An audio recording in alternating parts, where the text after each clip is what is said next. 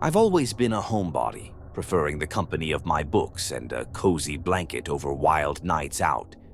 It was the first time in a while that I had the house to myself. My parents were visiting my grandparents for the weekend, leaving me in charge. I wasn't scared. In fact, I was looking forward to the peace and quiet.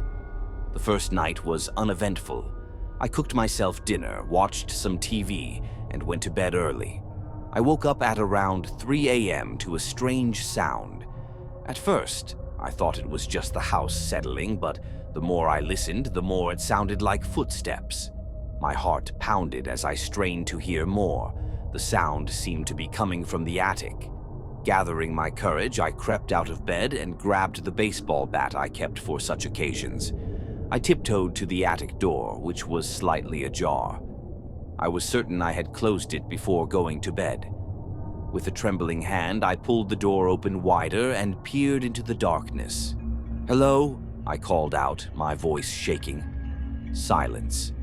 I took a deep breath and climbed the stairs. As I reached the top, I fumbled for the light switch. The bulb flickered to life, casting eerie shadows across the attic. Everything seemed in place, but I couldn't shake the feeling of being watched. I decided to check the corners, just to be sure. As I approached the far end of the attic, a cold breeze brushed past me, sending chills down my spine. I turned quickly, bat raised, but there was nothing there. Just as I was about to head back downstairs, I saw it, a small, dusty trapdoor in the floor that I had never noticed before. Curiosity got the better of me. I knelt down and pulled the door open. A foul odor wafted up and I gagged. The space below was pitch black. Using my phone's flashlight, I illuminated the hole. It seemed to be a crawl space, filled with cobwebs and old junk. But then I saw something that made my blood run cold, a pair of glowing eyes staring back at me. I screamed and stumbled back, dropping my phone. The light went out, plunging the attic into darkness. I could hear scurrying sounds from the crawl space, followed by a low growl. I bolted down the stairs and slammed the attic door shut, locking it for good measure. I didn't sleep a wink the rest of the night. The next morning, I called my parents and begged them to come home. They returned that afternoon, and I told them everything. My dad went up to check the attic, but found nothing. The trapdoor was gone, as if it had never existed. My parents chalked it up to an overactive imagination, but I know what I saw. To this day, I refuse to go into the attic. I don't know what was lurking in that crawl space, and I don't want to find out. But sometimes, late at night, I still hear those footsteps.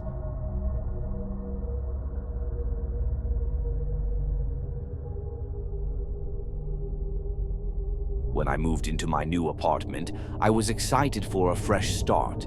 It was a small but cozy one-bedroom place in an older building. The first few weeks were uneventful, filled with unpacking and settling in. Then I met Sam, my next-door neighbor. She was friendly, and we quickly became friends. We would hang out almost every evening, watching movies or just chatting. One night, Sam suggested we play a game of hide and seek, like we used to do as kids. It sounded silly, but fun. I agreed, and she insisted on hiding first. I counted to 30 and then started my search.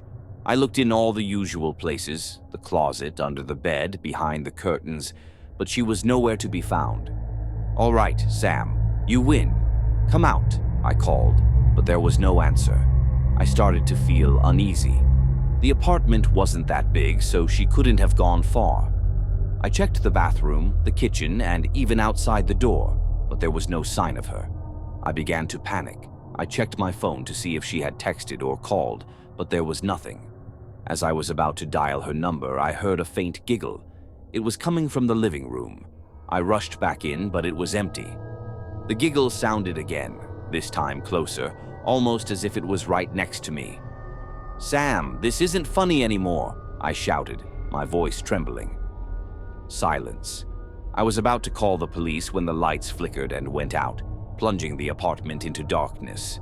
My heart raced as I fumbled for the flashlight on my phone. The light cut through the darkness, revealing an empty room. Suddenly, my phone vibrated. It was a message from Sam. "Help me." My blood ran cold. The message had been sent from my own number. I felt a cold breath on the back of my neck and spun around, but there was nothing there. I bolted out of the apartment and banged on my neighbor's door. An elderly woman answered, looking confused. "Please help me, my friend is missing," I cried. She gave me a concerned look and said, "Dear, there's no one named Sam living here. You must be mistaken." I insisted, but she just shook her head and closed the door. I spent the rest of the night at a nearby cafe, too afraid to go back. When morning came, I returned to my apartment with a locksmith. We searched every inch of the place, but there was no sign of Sam. It was as if she had never existed. I moved out the next day, unable to shake the feeling that something sinister had happened. I later learned that the previous tenant, a young woman, had disappeared under mysterious circumstances. No trace of her was ever found. I still get chills thinking about that night and the friend who vanished without a trace.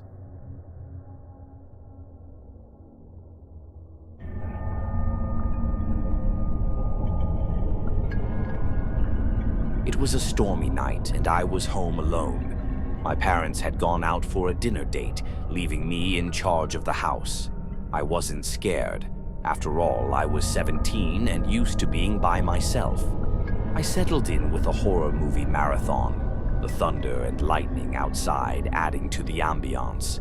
About halfway through the second movie, I heard a strange noise coming from the kitchen. I paused the movie and listened. It sounded like the back door creaking open. My heart skipped a beat. I grabbed the nearest thing I could find, a heavy candlestick, and crept towards the kitchen. As I approached, the noise stopped. I peered around the corner and saw that the back door was slightly ajar, swaying in the wind. I cursed myself for not locking it properly. I closed and locked the door, feeling a bit foolish for getting so worked up. I returned to the living room and resumed my movie. Not 5 minutes later, I heard the noise again, but this time it was coming from upstairs. It sounded like footsteps. I froze, my mind racing. I was certain I had locked all the doors. Who could be in the house? I tiptoed to the base of the stairs, trying to be as quiet as possible. The footsteps were slow and deliberate, moving from room to room. My parents' room, my brother's room, the bathroom. I could hear drawers opening and closing, as if someone was searching for something. Summoning all my courage, I crept upstairs, candlestick in hand. The noise was coming from my room. My heart pounded in my chest as I slowly pushed the door open.